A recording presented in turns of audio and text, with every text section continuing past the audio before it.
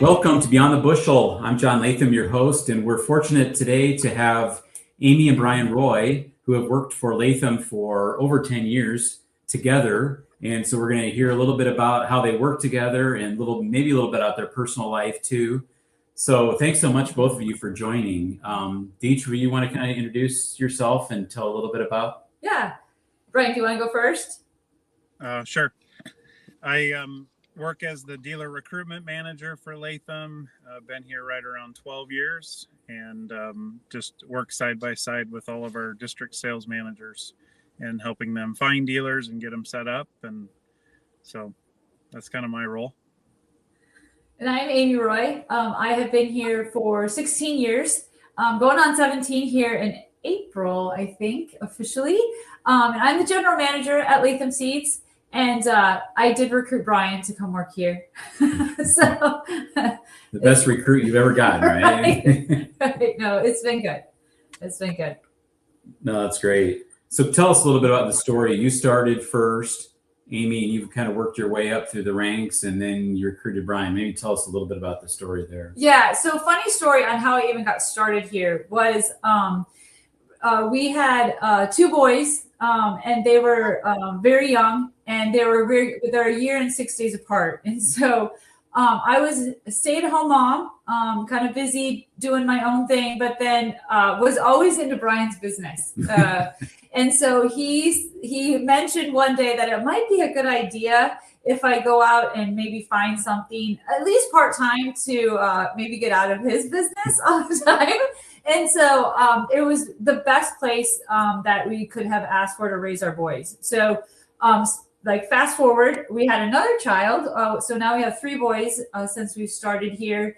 And as the boys continued to get older and go to school, I became full-time and then had definitely a sales background and then utilized those skills and have flourished in this workplace. So I was here for about 4 years or so, and our general manager at the time, Tom Leiser, got to know Bryan just through spouse events and loved his sales skills. So actually, Tom was the one who really recruited him. I guess I can't take full credit for that. And then Bryan has just killed it since then. So yeah, he's done a great job altogether. I remember going way back when you started. I remember Tommy coming in with a carrier or whatever on the conference room table while we had a meeting one time. I don't know if you remember that. I did. So I love my job so much, and you guys were very gracious that Tommy, I think, was 2 weeks old when, and it was my choice. I wanted to just come back for a couple of hours a day because the big boys were in preschool, and so yeah. He took a nap at that time, and yeah, he was a good baby, no problems. Yeah, so Tommy's been with you guys since he was born, so that's been fun. Absolutely. So Bryan, what's it like working at the same company as your spouse and working together? Well, she's still in my business. No, it's good. We definitely have a lot to talk about, both personally, kid-wise, as well as work. And so we try to separate a little bit. An example would be last night. I was trying to talk to her about some corn opportunities, and she said, "Let me just watch my show." And so we had to do that, finish that up this morning. But so no, it is good. We try to have a work-life balance, but there's definitely shop talk that happens at home and anywhere we're at. No, that's great. So this is for both of you, like, what does a typical day look like? I mean, when you're shuffling kids and managing all that, I mean, when I assume a lot of times when one of you's on the road, one's at home and vice versa. Yeah. So we try to keep some type of a routine. So Bryan travels Monday, Tuesday, Wednesday. And then he's back to get in the area Wednesday night to handle shuffling of kids or being around. And then I could travel Wednesday, Thursday, Friday. So after I take Tommy to school, then usually I can head out at that time. And that seems to work. I mean, definitely there's weeks where we can flip flop, but he'll leave on a Sunday night to get somewhere and have a full day Monday, Tuesday, and then and then Wednesday. So it's worked really well. Our kids are fully invested too. So they don't know anything different than their parents working here. And I think they love this company and think of them as much as family as we do. So our kiddos have also been very invested in helping us juggle. Once the big boys got to drive back and forth to school, it was kind of a game changer for us. So now that we're in college and Tommy still needs to be driven around, at least for the next 4 months of our life, it's a little bit of a juggling act. But once he'll be able to commute back and forth to school, we'll definitely be able to have a little bit more flexibility. So there's that. And then, there is shop talk at home. We when we can eat together as a family, one of our favorite things to do is go around and say what the best part of your day is. And usually Brian's has something to do with work. So does mine. But so that's really fun to be able to bounce, just chatter and celebrate our successes professionally with the boys personally. It's great. Hoping at least one of your kids will come to work for Latham at some point. Our oldest is vying for that job opportunity as soon as he graduates, for sure. So he wears the brand proudly. That's awesome. So any tips on how to separate your personal and professional life, or is it just come together and it's just part of life? I think we've learned to work with each other enough that some days are more animated than others, but we definitely have the boys drive our attention 9 times out of 10 after hours and on the weekends with whatever activity they're involved in. And then we do like to travel. And then, so we try to stop shop talk when we travel. And then we like to camp and have horses. So I think those activities just in and of itself. And my parents do a really good job. They live right next door to us. And so they really help us manage the boys too.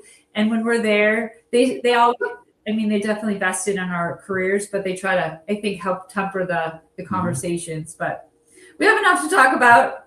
Brian, don't you agree? Your thoughts? Yeah, there's plenty to talk about. So Brian, what's the best part of your job as a dealer recruiter? I'm sure it's got to be kind of a high low. Either you're super excited, you may have a new dealer, or you got the door slammed in your face. What's that job like? Yeah, there's definitely times that it's very challenging. Other times it's really rewarding. I would say the best part is just to see a dealer really take off with it. Like once they come on, maybe it's 1 to 2 years later or 3 to 4 years, whatever it is, but just to see the momentum really go and know that you were part of that, to make that all happen. And maybe they have kids involved now, and just seeing them be successful is a huge part of it. No, it's got to feel good to go to kickoff and see all the dealers you recruited over the years. And it's quite a list. Yeah. So Amy, what's the best part of your job, you think? Gosh, I have so many favorite parts. So it's definitely the people. This isn't just a job, it's a career, but it definitely, think of our team as family. So it's definitely the people that we work with, and then watching them flourish, right? To Brian's point, there's nothing more rewarding than to see somebody really successful, and know that you've helped kind of pave the way or help them find a path towards that. And then, we just had our sales team meeting the last 2 days and brought the guys in, and there's so many guys that are just, their careers just taking off, and it's been really fun to watch them develop and grow. So we have just a great group of people here. You set the tone of family friendly. It's not something we say, it's something you do. You had kids growing up. You had to leave early some days to go watch Ian play basketball or Elle's horse show. And so it has helped us be able to juggle that work-life balance too. So I think that's my favorite part. It's definitely the people. Awesome. Yeah, we got a great team, probably the best team ever right now since I've been back 30 plus years. Yeah, we need to talk about that. So no, Brian, so both of you guys, what do you enjoy doing outside of work at Latham? I think I know one of the answers, but you can expand on it. Yeah, we run after kids a lot. Weekend we'll be watching some baseball, and on the college level, to see both of our kids play is something we're all looking forward to. We do have horses, and so we enjoy, whether it's trail riding or anything horse related, camping, that type of stuff is something that we enjoy. And golfing, if I can get out there, I do enjoy it. We don't live too far from a golf course, and so it's good to get the boys out there and try to golf whenever we can. How about you, Amy? Yeah, so definitely the boys first. We love watching them just live a very happy life, and usually that brings us back to a baseball field somewhere somehow. Brian was throwing balls to Tommy last night in our backyard when it was 53 degrees. So yeah, that's really fun to watch them chase their dreams. And then I would say on the horse side of things, being able to kind of, we're with people all the time, so sometimes it's just good to get away and shut our phones off and spend a little time around a campfire somewhere. So definitely. Well, for those of you watching, two of Amy and Brian's kids play college baseball, and they actually start the season this weekend. So that's pretty exciting to follow them, and hopefully we can watch it online somehow. Love to find it. Yeah, it would be great. Yeah, they're playing together again in college. It's really fun. One's a catcher, one's a pitcher, and Kansas bound is this weekend, and we're excited to watch their season. And we got a bonus year of them being able to play one more year together. So it's going to be fun. Yeah, you probably thought high school would be the last time you saw that together. Now they're playing again together. That's pretty cool. Yeah. So great. Well, best of luck to them. I'm sure they're going to have a great year. They're both, one is a pitcher, one's a catcher, and hopefully one can pitch to the other one. That'd be pretty cool. That's going to be fun. So, okay, here's a tougher one for you guys. What advice would you give to other couples thinking about working together in agriculture? I knew it stumped you. Agriculture is, this industry in and of itself just has really good people. I feel like we're probably one of few industries left that a handshake means something. And so we can go back to the people. Just surround yourself with really good people.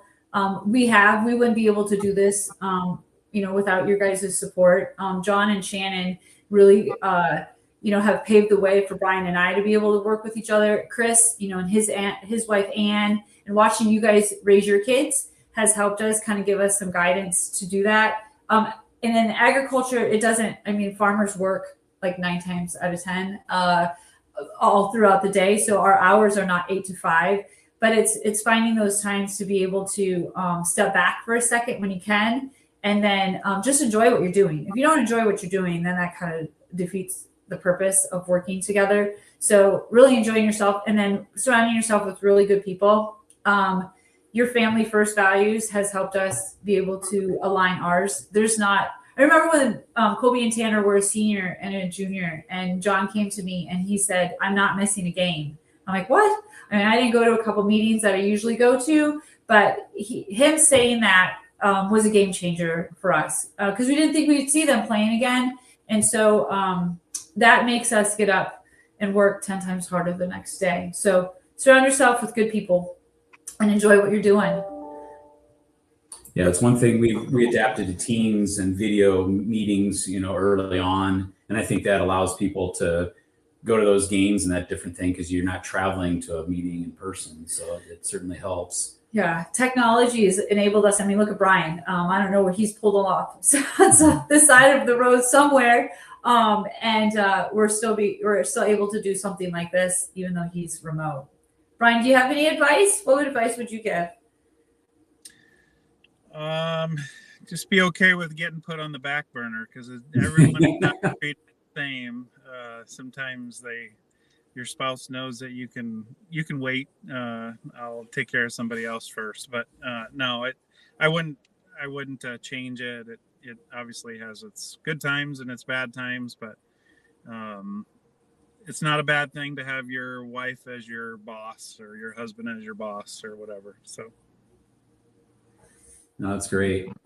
Anything else you guys can think about working at Latham that we missed? No, when you think of Latham, we have really good people, really great products, but it's what we stand for. And I think at the end of the day, that shows the longevity that we've had in employees. And without that foundation that your grandparents built, right, of putting people first and, putting out the best in agriculture that the farmer needs today, resonates all the way through what we do today. And we couldn't be more proud to carry on that tradition and what it looks like in 2026 and beyond. We're celebrating 80 years next year, and that's really cool. There's some lip service out there when people say family first. That's not here. And I think it shows in our employees. And then especially with us, right, being able to juggle a very full schedule. Our boys don't sit still very well. They never have. And I don't feel like we've missed out on their life because of work. And I don't believe we've missed out on work because of, being able to juggle their schedules. So it's been a lot of fun, and I can't wait for the next 20 years.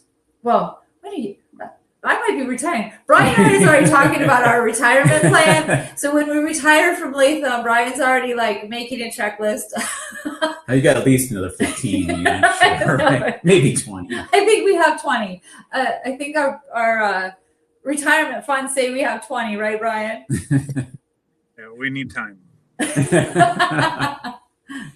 Well, you mentioned my grandma Evelyn. We're actually sitting in the room that used to be the kitchen where she baked all her cookies and everything. So that's need to cool. be here. Anything else, Brian, that we missed about working for a family-owned business like Latham? No, I think it ties in to who we're working for.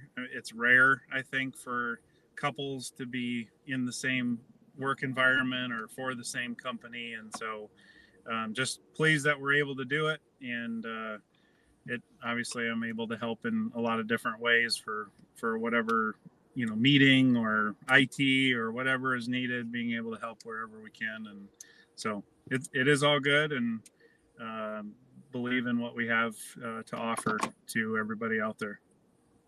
Well, Brian is very adaptable, whether it comes to IT or helping out, or if we need somebody covered in a state, 300 miles away, he's off and running. So thanks for all you do, Brian. Thanks to both of you guys, what you do. So, yep. Well, thanks so much, everybody, for watching this episode of Beyond the Bushel. We'll catch us next time. And it was great to hear from both of you guys. So thanks so much.